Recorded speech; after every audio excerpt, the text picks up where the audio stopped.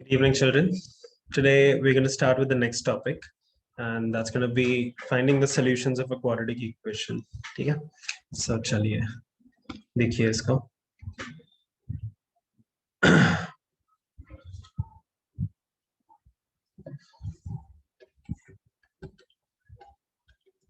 Finding the solutions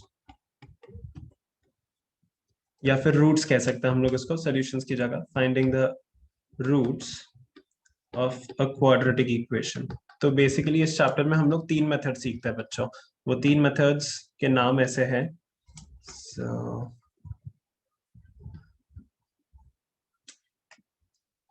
So those are, पहला होता है फैक्टराइजेशन मेथड. ये हम लोगों ने 9th स्टैंडर्ड में इसके ग्लिम्स देखे हुए हम लोगों ने. Factorisation method.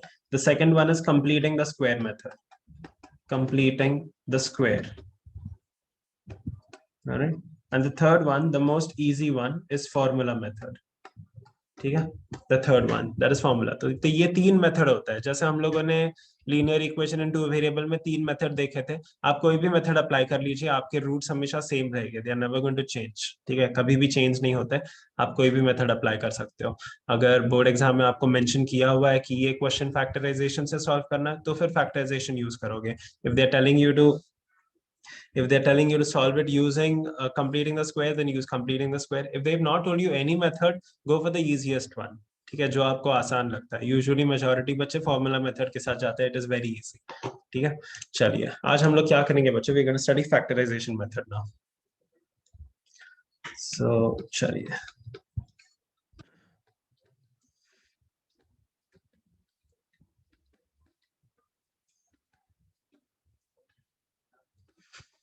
जनरल टर्म हम लोगों ने क्वाड्रेटिक इक्वेशन का देखा हुआ है. ठीक है. The general term of a quadratic equation is ax square plus bx plus c. ठीक है. Plus c equal to 0. ये हमारा क्वाड्रेटिक इक्वेशन का जनरल टर्म होता है, एक्सप्रेशन. अब फैक्टराइजेशन मेथड में क्या करते हैं हम लोग? ये जो मिडिल टर्म है आपके पास, जिसका जो x है आपके पास, उसका कोएफिशिएंट देख लो b. आप क्या करोगे? इस b को स्प्लिट करते हो आप. ठीक है. आप इस b को स्प्लिट करोगे दो ऐसे नंबर्स में कि b1 और b2, ये उसके 2 नंबर्स रहने दो. अब कंडीशन क्या होना चाहिए बच्चों? कि b1 प्लस b2 ये फिर से b होना चाहिए. एंड b1 इंटू b2 ये ac के प्रोडक्ट के बराबर होना चाहिए. ठीक है. a और c के जो प्रोडक्ट है ना, तो आपका जो मिडिल टर्म, जो 2 नंबर्स में आप लोग उसको स्प्लिट करते हो. ठीक है. In whatever 2 numbers you're going to split them, the sum of those 2 numbers should be equal to b, and the product of those 2 numbers b1 and b2, that should be equal to ac. तो इसको हम लोग कहते हैं factorisation method. ठीक है. या फिर स्प्लिटिंग द मिडिल टर्म भी कहते हैं हम लोग इसको, स्प्लिटिंग द मिडिल टर्म. तो ये कंडीशंस होता है. ठीक है. This is condition. सो यहाँ पर क्या करते हैं हम लोग बच्चों? Split b into 2 parts such that b1 plus b2 equal to, फिर से b हो जाएगा आपके पास, और b1 इंटू b2 कितना आ जाएगा आपके पास? ac आ जाएगा. इसको हम लोग कहते हैं फैक्टराइजेशन मेथड. ये बहुत आसान है. ठीक है. It is very easy. And अब इससे रिलेटेड कुछ क्वेश्चंस देखेंगे बच्चों हम लोग. ठीक है. सम क्वेश्चंस. सो चलिए let's look at the first question.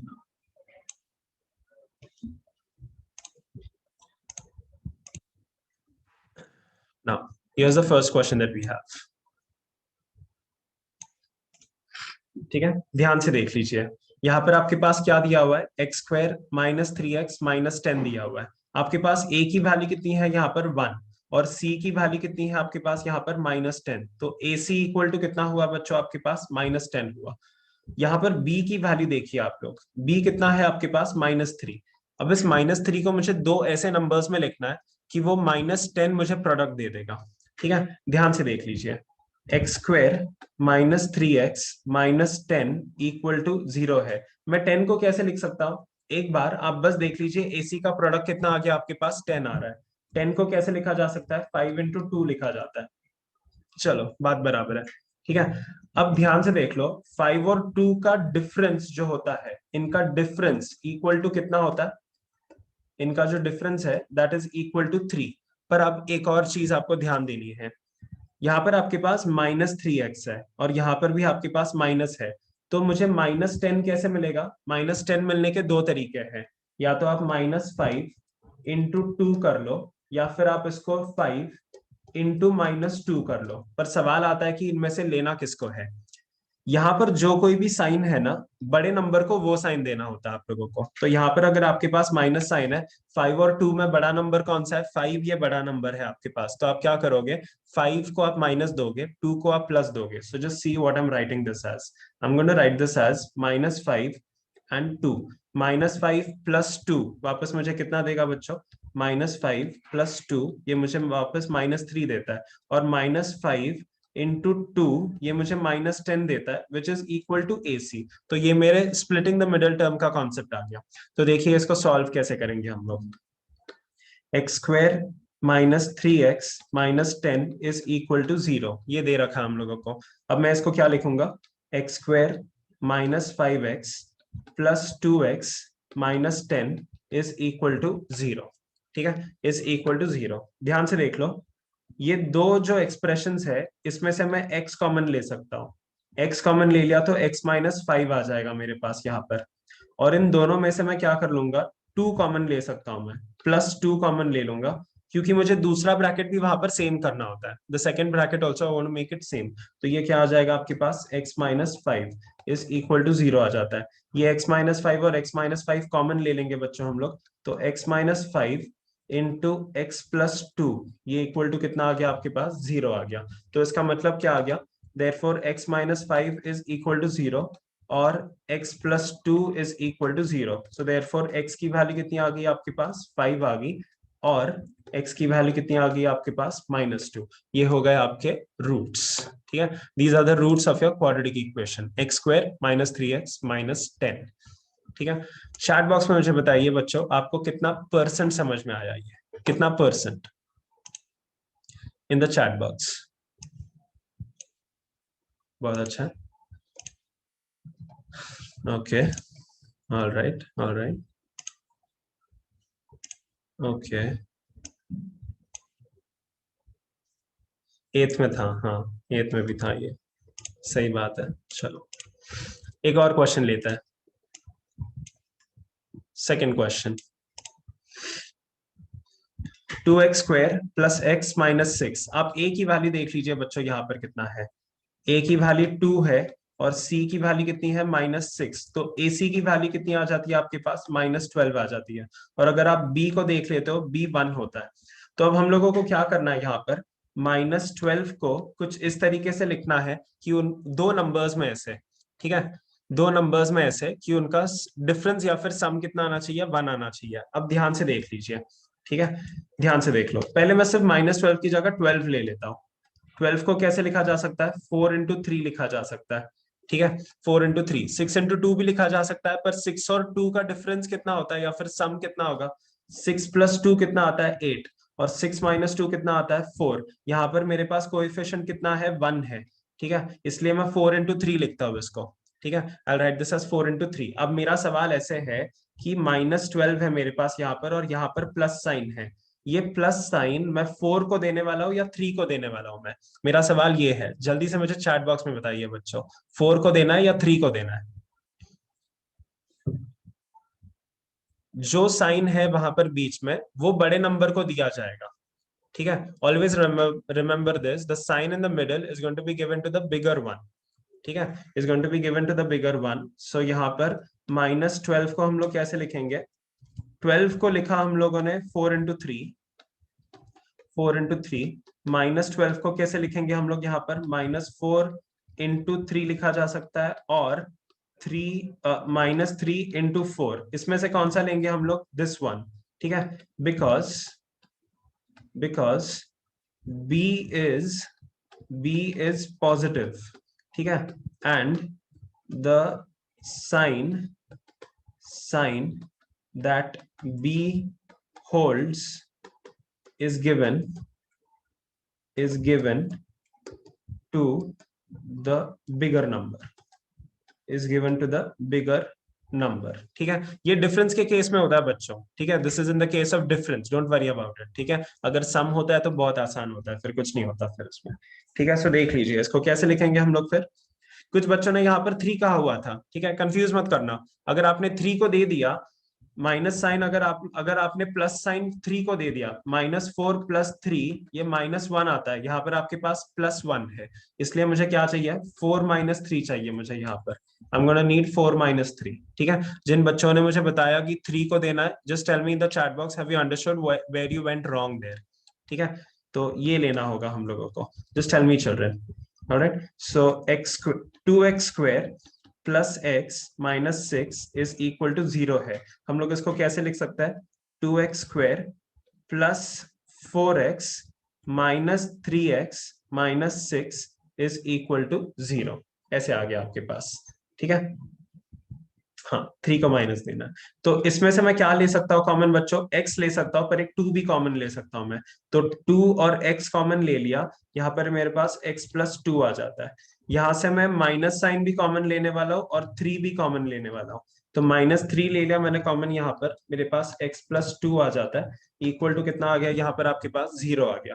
So therefore I can write this as 2x - 3 into x + 2 is equal to 0. So therefore x is equal to 3/2 और x is equal to -2 आ गया आपके पास। ठीक है, x is equal to 3/2 और x is equal to -2। ठीक है, तो इसको हम लोग कहते हैं factorisation method. Alright, we call this as factorisation method. ठीक है, अब ये थर्ड क्वेश्चन देखते हैं। यूजुअली कुछ बच्चे इसको देखकर डर जाते हैं, पर होता बहुत बकवास है। रूट वगैरह आ गया इसलिए ऐसे सोचते हो कि यार गजब ही डिफिकल्ट क्वेश्चन होगा, but that's not the case. ठीक है, फिर से a की वैल्यू कितनी है आपके पास यहाँ पर, √2। c की वैल्यू कितनी है, 5√2। ठीक है, तो a इंटू सी कितना आ जाएगा आपके पास, 5√2 into √2। √2 into √2 is going to be 2। 5 into 2 कितना आ जाएगा, 10। यहाँ पर बीच में आपको 7 दिया हुआ है, b की वैल्यू कैसी है आपके पास यहाँ पर 7। 10 को कैसे लिखा जाएगा बच्चों, 5 इंटू 2 लिखा जाता है। 5 + 2 वापस कितना देता है आपको, 7 देता है। यहाँ पर प्लस माइनस का कोई खेल ही नहीं आएगा, क्योंकि सब पॉजिटिव है यहाँ पर, तो वैसे भी एड अप ही होना था वहां पे। ठीक है, सो देख लीजिए, √2x² plus 7x plus 5√2 is equal to 0. I can write this as √2x² plus 2x plus 5x plus 5√2 is equal to 0. अब ये जो 2 है ना यहाँ पर, इस 2 को कैसे लिखा जा सकता है, √2 इंटू √2 लिखा जाएगा। ठीक है, तो मैं यहां से क्या कर लूंगा, I'll take √2 common and I'll take an x common. तो √2x आ गया, यहाँ पर मेरे पास एक x रह जाता है, x। यहाँ पर क्या था आपके पास, 2x को कैसे लिखा गया था, √2x चला गया, एक √2 रह गया आपके पास। ठीक है, सो x प्लस √2 आ गया। यहाँ से 5 कॉमन ले लेते हैं बच्चों, +5। तो यहाँ पर x प्लस √2 आ जाएगा आपके पास, इक्वल टू कितना आ गया, 0। ठीक है, चलिए, √2x plus 5 into x plus √2 is equal to 0 आ गया। So therefore √2x plus 5 is equal to 0 और x plus √2 is equal to 0। Therefore x equal to कितना आ जाएगा बच्चों, -5/√2 और x इज इक्वल टू -√2। ऐसे आ जाता है आपके पास। ठीक है, चलिए चैट बॉक्स में बताइए मुझे बच्चों, have you understood this question, ये थर्ड वाला क्वेश्चन समझ में आ गया।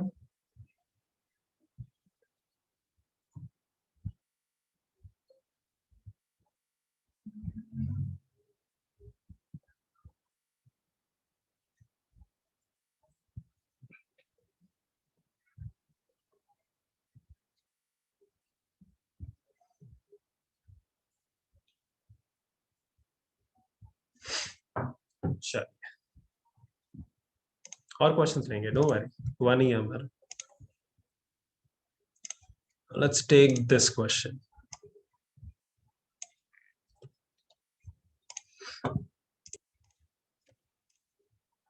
पहले आपको यहाँ पर एलसीएम लेना होगा बच्चों।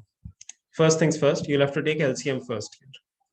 सो देखिए, जस्ट 1 सेकेंड।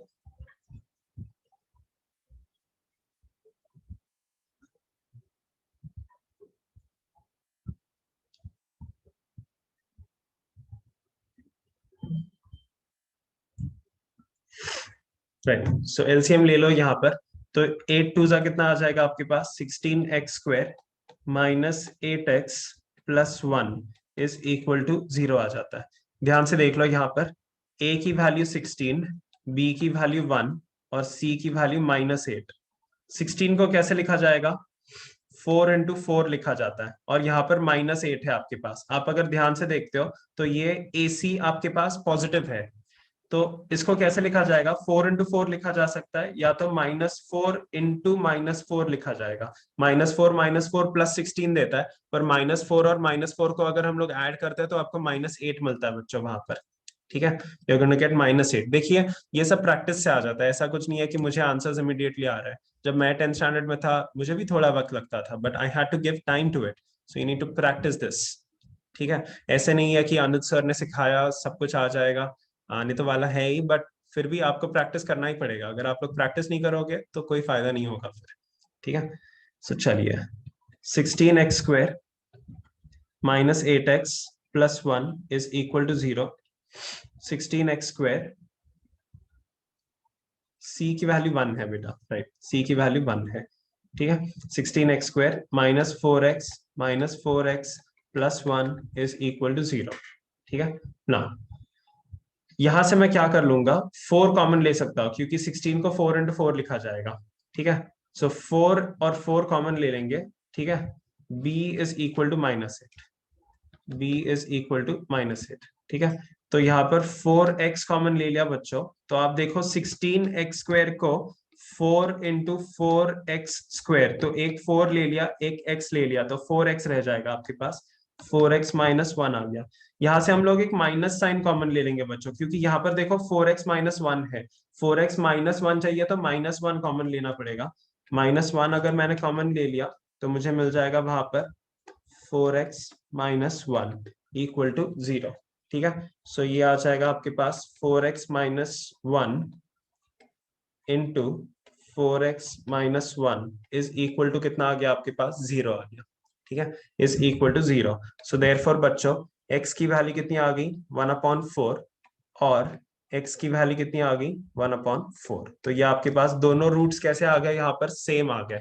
ठीक है, तो ये केस कौन सा हुआ आपके पास, इक्वल रूट्स का हुआ। ठीक है, इक्वल रूट्स। ठीक है, this is the case there. यहाँ पर आपके पास डिस्टिंक्ट रूट्स है, अनइक्वल रूट्स, क्योंकि दोनों अलग है। ऊपर के केस में भी अनइक्वल रूट्स है, क्योंकि दोनों अलग है वहां पर। ठीक है, दैट इज व्हाई। चलिए,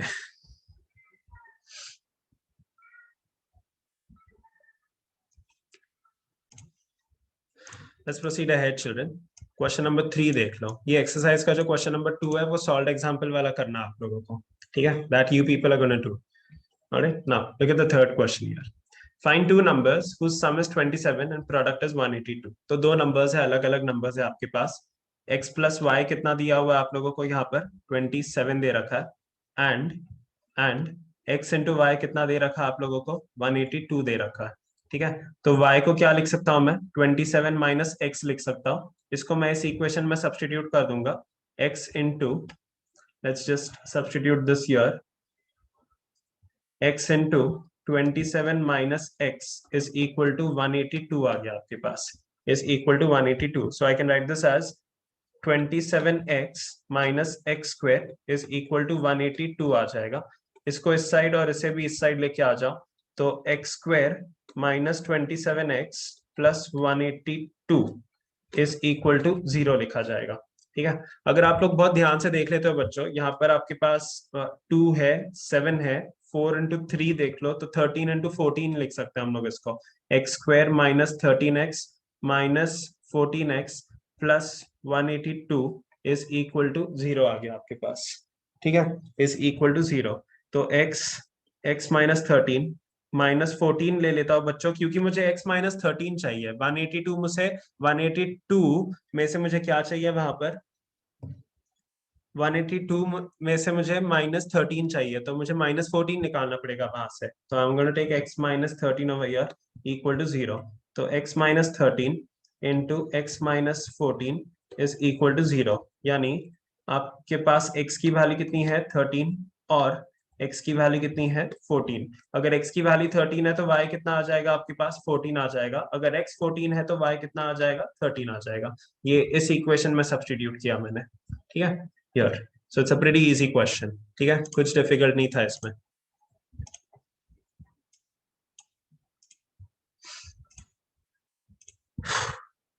आगे चलते हैं।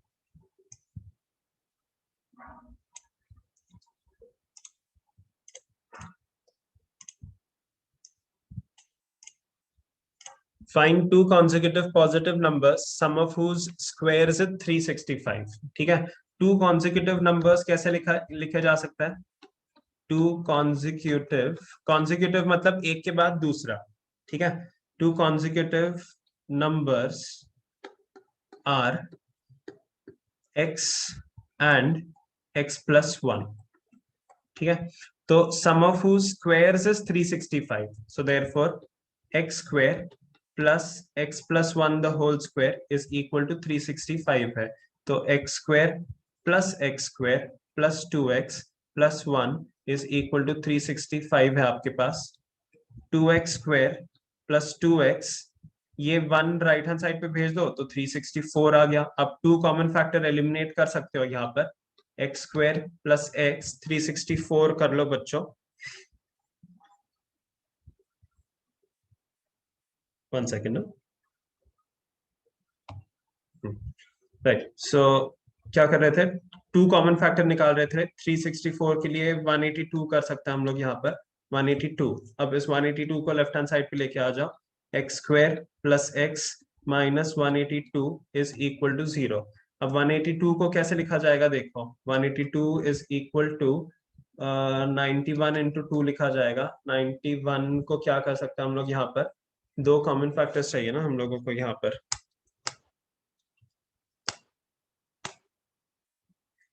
ठीक है। 13 और -14 कर देता है इसको, चलो स्ट्रेट अवे एक्स स्क्वायर। अब देखिए -182 को हम लोग लिख सकते हैं, सिर्फ देखो आपके पास यहाँ पर 182 है। 182 को कैसे लिखा जा सकता है, 14 इंटू 13 लिखा जा सकता है। पर यहाँ पर आपके पास -182 है बच्चों, -182। तो माइनस साइन किसको दिया जाएगा, जो बड़ा नंबर है आपके पास, the one which is bigger. 14 और 13 में बड़ा नंबर कौन सा आपके पास, 14 है। तो 14 को माइनस साइन, 14 को आप लोग, sorry sorry sorry sorry my bad, यहाँ पर बीच में आपके पास प्लस साइन है, ठीक है। तो प्लस साइन किसको दिया जाएगा, जो बड़ा नंबर है उसको दिया जाएगा। तो 14 को प्लस मिलेगा और माइनस किसको मिलने वाला है, 13 को, क्योंकि आपके पास यहाँ पर -182 है, ठीक है। So I am going to write this as, I write this as X square plus 14x minus 13x minus 182 is equal to 0 आ गया आपके पास। x ले लो, x प्लस 14 आ जाएगा, -13 ले लो तो x प्लस 14 आ जाएगा, is equal to 0। x plus 14 into x minus 13 is equal to 0। Now see this, two consecutive positive integers कहा हुआ है उन्होंने, तो x इक्वल टू -14 आ सकता है और x इज इक्वल टू 13 आ सकता है। इसमें से एक ही पॉसिबल आंसर है आपके पास, x cannot be equal to -14 because x is a positive integer, ठीक है। x is a positive integer, so therefore x equal to कितना हुआ आपके पास 13 हुआ, और x प्लस 1 कितना हुआ आपके पास यहाँ पर 14 हो गया, ठीक है। तो sum of whose squares is going to be how much, is going to be 365, ठीक है।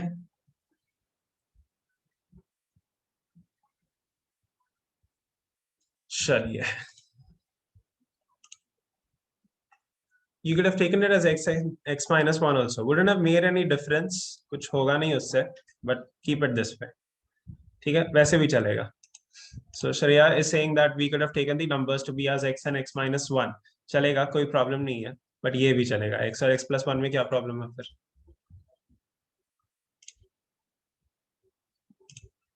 चलिए अगला क्वेश्चन देखते हैं।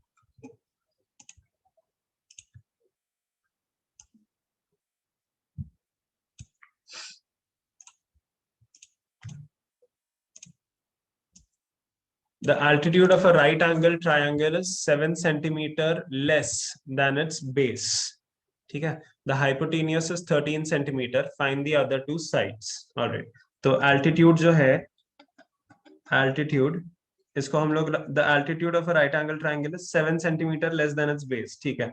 altitude को हम लोग x रख लेते हैं और base को हम लोग कितना रखेंगे, y रख लेते हैं. उन्होंने क्या कहा हुआ है, the altitude of a right triangle is 7 centimeter less than its base. So therefore x is equal to कितना हुआ, y minus 7 हुआ. ठीक है. Also hypotenuse कितना दिया उन्होंने, 13. ठीक है. तो x square plus y square is equal to कितना आ गया आपके पास, 13 स्क्वायर आ गया. पर x क्या है आपके पास, y माइनस 7 है, उसे यहाँ पर सब्सटीट्यूट कर लेते हैं हम लोग. तो ये आ जाएगा आपके पास y minus 7 the whole square plus y square is equal to 13 का स्क्वायर 169 आ जाएगा आपके पास. ठीक है. तो चलिए इसको देख लेते हैं सॉल्व करके. ये x माइनस 7 है ना, तो चलो y square minus 14y plus 49 plus y square is equal to 169 है आपके पास. आप इस 169 को इस साइड लेके आ जाइए. Y square plus y square 2y square हो जाएगा बच्चों, minus 14y 49 minus 169 is minus 120 is equal to 0 आ गया आपके पास यहाँ पर. ठीक है. Is equal to 0. 2 एक कॉमन फैक्टर आप लोग एलिमिनेट कर सकते हो यहाँ पर. तो ये y square minus 7y minus 60 is equal to 0 आ गया आपके पास यहाँ पर. ठीक है. Y square minus 7y minus 60 is equal to 0. वो आपको यहाँ पर फैक्टर्स ड्रॉप करना है. सो 7 है ना, 13 7 और 5 14 7 2s are ना.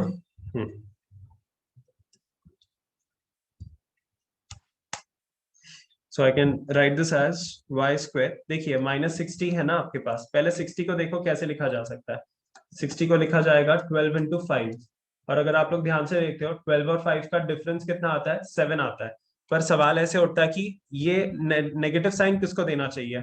यहाँ पर माइनस साइन है, तो जो बड़ा नंबर है 12 और 5 में से उसको वो साइन देना चाहिए आप लोगों को. तो Y square minus 12y plus 5y, ये प्लस है आपके पास यहाँ पर, plus 5y minus 60 is equal to 0 आ गया. इन दोनों में से हम लोग y कॉमन ले लेंगे, तो y माइनस 12 आ गया. इन दोनों में से 5 कॉमन लेता है, तो y माइनस 12 आ जाएगा is equal to 0. y minus 12 into y plus 5 is equal to 0. अब दो पॉसिबल आंसर जो आता है यहाँ पर आपके पास, that is y is equal to 12 और y is equal to minus 5. ठीक है. But y cannot be equal to minus 5 क्योंकि बेसिकली ये क्या है, बेस है ना. ठीक है. y is the length of the base. Base का लेंथ है, लेंथ मतलब डिस्टेंस, डिस्टेंस कभी नेगेटिव नहीं हो सकता. ठीक है. So therefore y is equal to 12 आ गया. y 12 होगा तो x कितना आ जाएगा आपके पास, क्या क्या था कंडीशन आपके पास, इट वाज 12 माइनस 7, तो ये 5 आ जाएगा ऑब्वियसली. ठीक है. So altitude is 5 and the base is going to be 12. ठीक है. That is it. Chat box में बताइए बच्चों, have you understood the fifth question? The fifth question.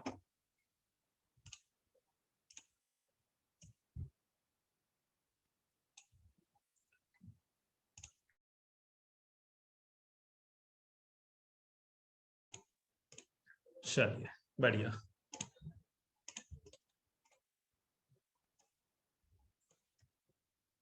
आगे प्रोसीड करते हैं.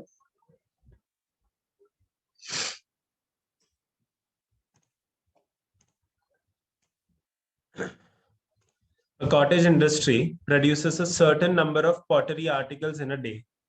It was observed on a particular day that the cost of production of each article was three more than. All right. Okay.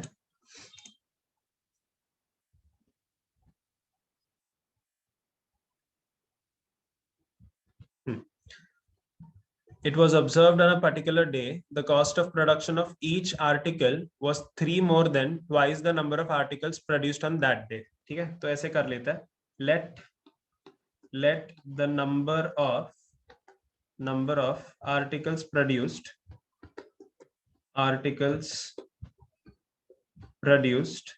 Equal to x रहने देता है, ठीक है। Now it was observed that on a particular day the cost of production, ठीक है, तो cost price equal to कितना था, it was 3 more than twice the number of articles produced on that day. उस दिन कितने आर्टिकल्स प्रोड्यूस हुए, x, twice यानी कितना होगा 2x, एंड 3 मोर तो 2x प्लस 3 आ गया था, ठीक है, 2x plus 3। So it was observed that on a particular day the cost of production of each article, तो ये cost price क्या हुआ, this is per article, per piece आ गया ये आपके पास, ठीक है। if the total cost of production on that day was 90, find the number of articles.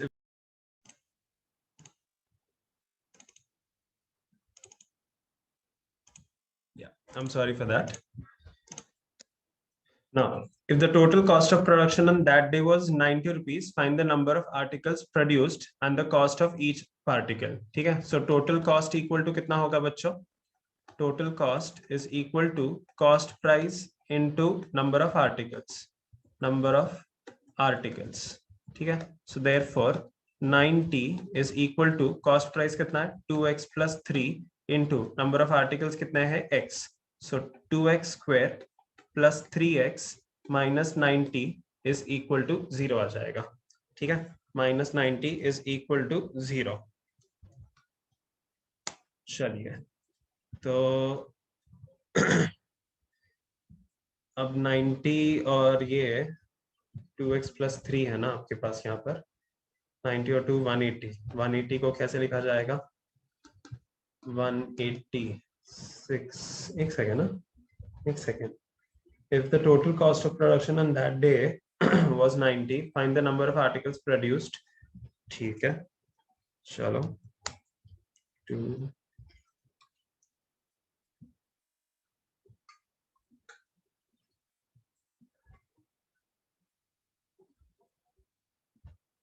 180 है ना यहाँ पर तो,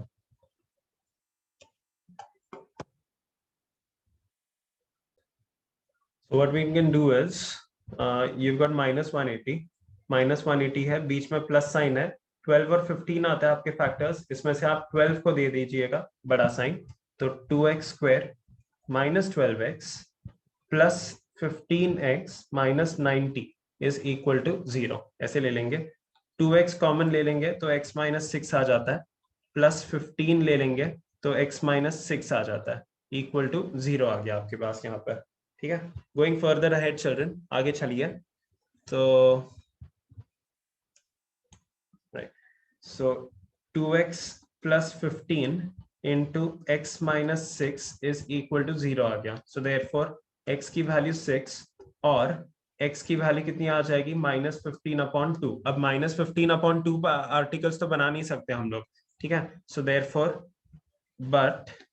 but x is not equal to minus 15/2, ठीक है, so therefore x equal to कितना हुआ 6, सो देयरफॉर कितने आर्टिकल्स प्रोड्यूस किए उस दिन हम लोगों ने, 6 आर्टिकल्स प्रोड्यूस किए हम लोगों ने, ठीक है, so that is the question.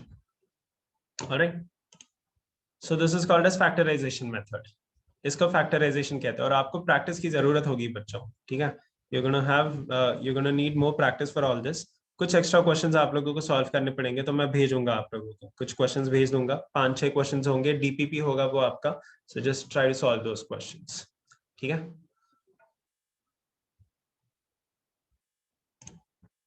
One eighty क्यों लिया, क्योंकि बेटा AC का प्रोडक्ट कितना है यहाँ पर, A इंटू सी कितना है यहाँ पर, 2 इंटू माइनस 90 है ना, तो ये माइनस 180 आ गया यहाँ पर, ठीक है। 180 को कैसे लिखा जाएगा, it can be written as 12 into 15। अब मैंने क्या किया, 3 को कैसे लिख सकता हूं मैं, 15 माइनस 12 लिख सकता हूं मैं उसको, इसलिए उस तरीके से लिखा हुआ है, ठीक है, तो ये तो फैक्टराइजेशन मेथड है।